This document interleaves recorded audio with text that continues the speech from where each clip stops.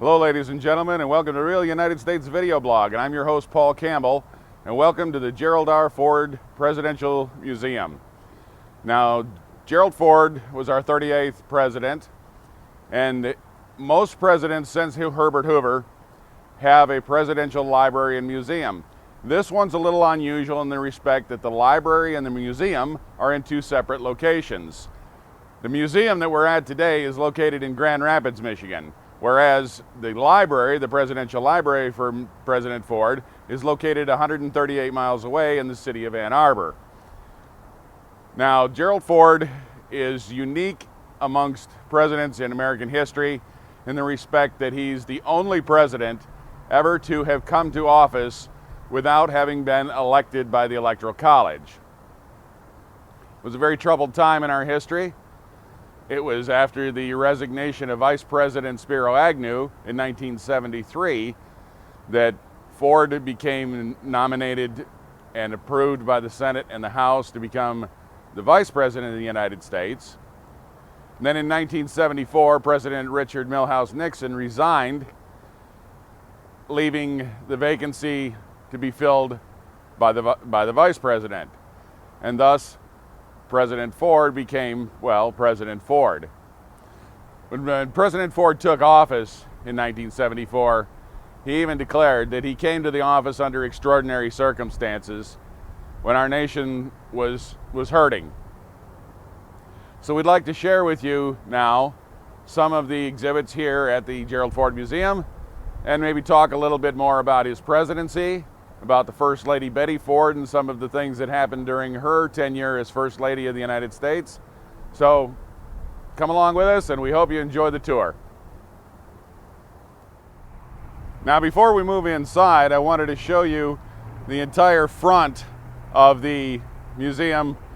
Here, this is the east wall, which is all glass. You can see, we'll get you some shots looking out through the glass when we get inside. But we wanted to show you this. This is the whole front of the building and where you go in. And it faces the Grand River that runs through the center of the city of Grand Rapids. Quite a lovely view. There's a beautiful arched footbridge here that we're going to show you. And I guess Bev can go ahead and pan around for a moment. And this is the Grand River. You can see just a beautiful fall day. I believe that's Van Andel Auditorium in the background, a big auditorium where they have concerts and shows here in Grand Rapids throughout the year. And now we're going to give a little view of the footbridge.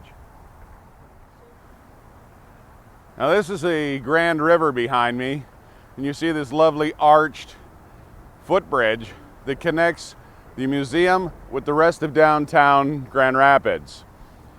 I don't know if you can clearly see it in the video, but there are lights and an arch around each one of the concrete arches that come on at night, making this quite a lovely view. Hopefully at some point in the future we'll be able to get back and get nighttime footage of those when they're on, but for right now I just wanted to show you this beautiful footbridge that people can stroll across through this whole gorgeous area that's around the museum to the museum that connects downtown. And it's really a very lovely setting. Just a little further to the north of us, there's of course another bridge, which is a vehicle bridge that connects the expressway with downtown Grand Rapids and runs right in front of Van Andel Arena. Still some very beautiful fall colors out. You know, it's beautiful antique style lighting that they've done all around this park area. There's even a picnic table down here. It's really a very gorgeous area to come visit. So they've done a very nice job with creating a setting for this museum for the late President Ford.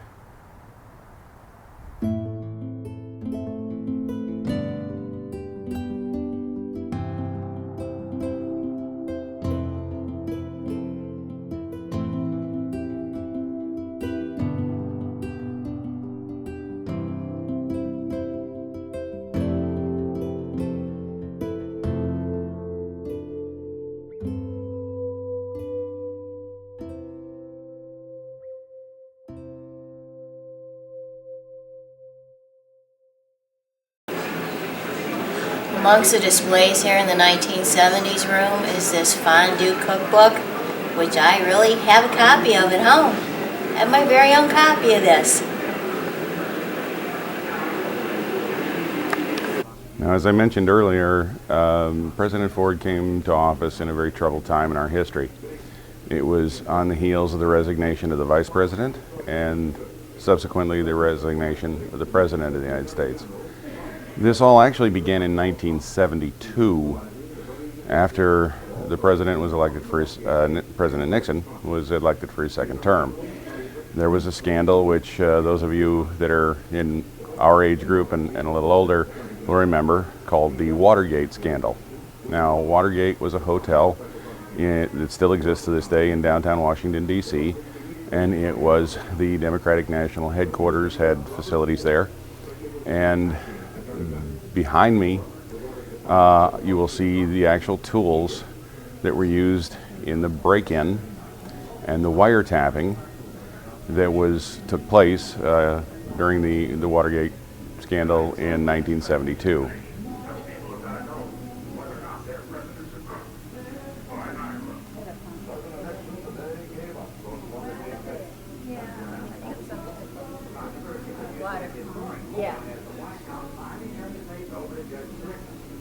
President Ford became the Vice President. He was the very first person, and to date the only person, who ascended to the office of the Vice Presidency without the Electoral College.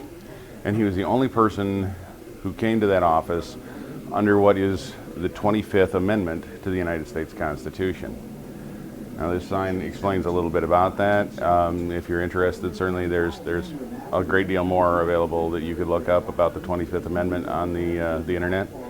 But I just wanted to make this point that he has been the only person in American history to ascend to the Oval Office via the use of the 25th Amendment. To my knowledge, it's the only time that the 25th Amendment has actually been enacted. So I suppose a little bit of background about Ford's life is in order. Ford wasn't actually born here in Michigan. He was born in 1913 in Omaha, Nebraska. And he was born Leslie Lynch King, Jr.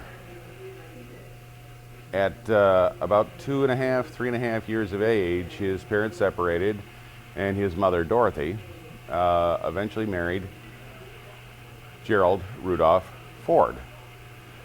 Now, Gerald Ford Sr. Was a paint and varnish manufacturer. He owned a paint and varnish company here in Grand Rapids, and the family, of course, lived here in Grand Rapids from the time that Ford was a little boy, and they always referred to the future president as Gerald Rudolph Ford Jr. But he was never actually legally adopted. And it wasn't until 1935, when he was 22 years of age, that he actually had his name legally changed to Gerald Rudolph Ford Jr.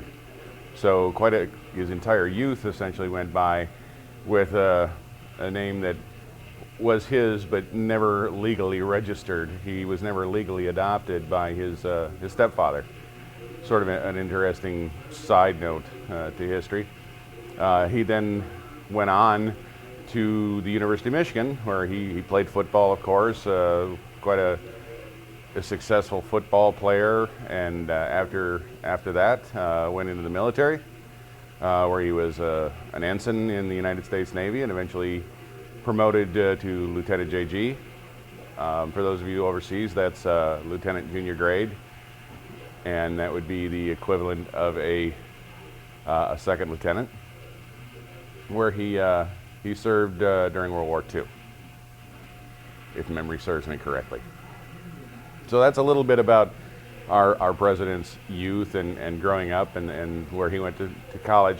And the fact that he went to the University of Michigan, which is in Ann Arbor, largely explains why the library portion of the library and museum is located 138 miles away in Ann Arbor, because it's actually located on the campus of the University of Michigan. So it's one of the few presidential museum and libraries that are at two different facilities, but they are still considered one facility, and they're curated by the National Archives as part of the presidential library system. Now there are 19 libraries.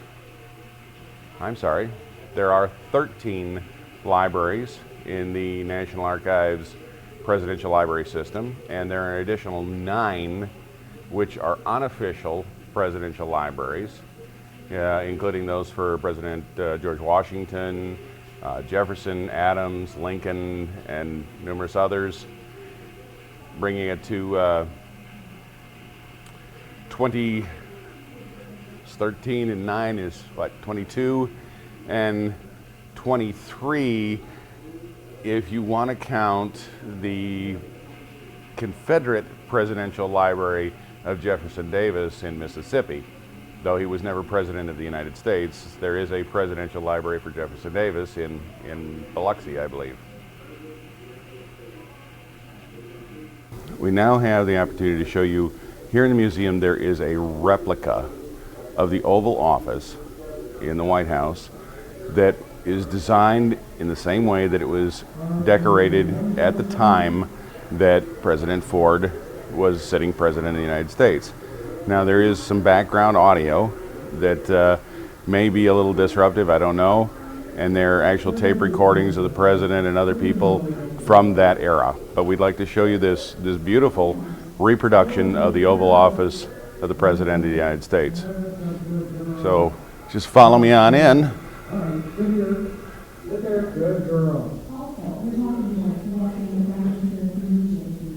Pretty classic, huh, folks? The presidential desk. I'm going to finish here then and welcome the residents and dress leave and please. You can see some of the beautiful paintings that were decorating the Oval Office in that era in the early 1970s. And I don't know why they turned the lights out on us. I guess the recording stopped, which is kind of nice because it's not so disruptive. This is what the Oval Office would have looked like in the era of 1974, 75. Welcome to the Oval Office, perhaps the most famous room in America. Oh, apparently the audio repeats. So, and you'll see that there's a vaulted ceiling with the seal of the President of the United States. Now it's all in white, so it's kind of hard to see that probably on video, but it's a beautiful plaster escutcheon with a dome ceiling. And the room really is oval. It's very, very cool, very little disorienting like they say, but it is very, very nice. Classic feature of the Oval Office, you'll notice, are these very gaudy sofas or love seats that they have. I don't know why. They're always so terribly brightly colored, but it seems to be something that most presidents choose to have. David Peterson from CIA and Brent Scowcroft from National Security are here for your security briefing. Good, thank you. Send them in. Now again, this is an interactive video museum, so some of this background noise may make it a little difficult for us to really make this presentation. But one of the pivotal points in my lifetime was the evacuation of the refugees from the American Embassy in Saigon at the very, very, very end of the Vietnam War. And it's a classic piece of American news footage that probably everybody, certainly my age and many people younger, have seen of the evacuation from the roof of the embassy in Saigon. Now this is the actual front end of a Huey helicopter from that era, the sort that was used to evacuate people from the roof of the United States Embassy in Saigon. But of even more import, and I think probably really fascinating to me personally, this is the actual staircase, the actual set of stairs that you see on that footage, that classic footage from the mid-1970s of people running for their lives to get on board a helicopter and escape from the American Embassy in Saigon. This is the actual staircase they went up to escape the invasion of the North Vietnamese army as it overthrew the American Embassy in Saigon. Just a classic, iconic piece of American history. I can't believe that this is the actual one, but I'm told that this really is the actual staircase that people use to escape. Obviously, President Ford came into office a very troubled time. His predecessor, President Nixon, had started the troop withdrawal to begin the end of the Vietnam War, and then left office, and Ford basically was the person in the seat of the presidency at the time that the final everything, the final conflicts, final evacuations, the final casualty, the final part of the war was taking place, was actually during President Ford's administration. So a very trying time and a lot of weight to set on one man's shoulders, I'm sure. I can't imagine personally what that must have been like. A great relief to have that episode in our history over, and at the same time, a great deal of responsibility to undertake under such extraordinary circumstances especially. So, pretty interesting piece of American memorabilia.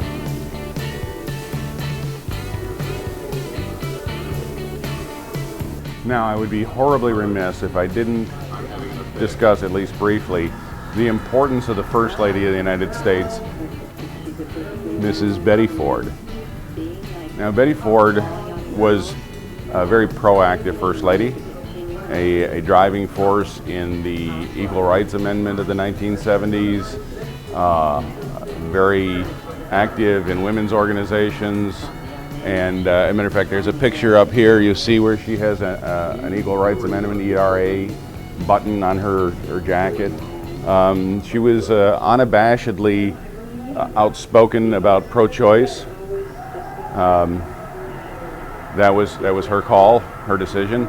Now, many of us dwell on the fact that Betty Ford did in fact spend quite a few years from the 1960s into the 1970s suffering from an addiction to alcohol and painkillers. And after the president left office, the family held an intervention, and Mrs. Ford received treatment. And after that, she founded the Betty Ford Clinic, which is today called the Betty Ford Center, for the treatment of substance abuse and addiction. So this ordeal that she went through turned out in her life to be a positive force for good. She made it through it. She overcame her addictions, and then she dedicated herself for a good portion of her years to the treatment and the promotion of treatment for substance abuse for other people. And it became a very important part of American life. Even to this day, it's a significant center here in the United States. But certainly in the time of its founding in the late 1970s, it became a household name in the fight against substance abuse. So she made a huge contribution to society and to our nation in trying to improve people's lives and improve their health and make life better for everyone. Quite a dynamic woman, and I think that she did a lot of good in her tenure as First Lady of the United States.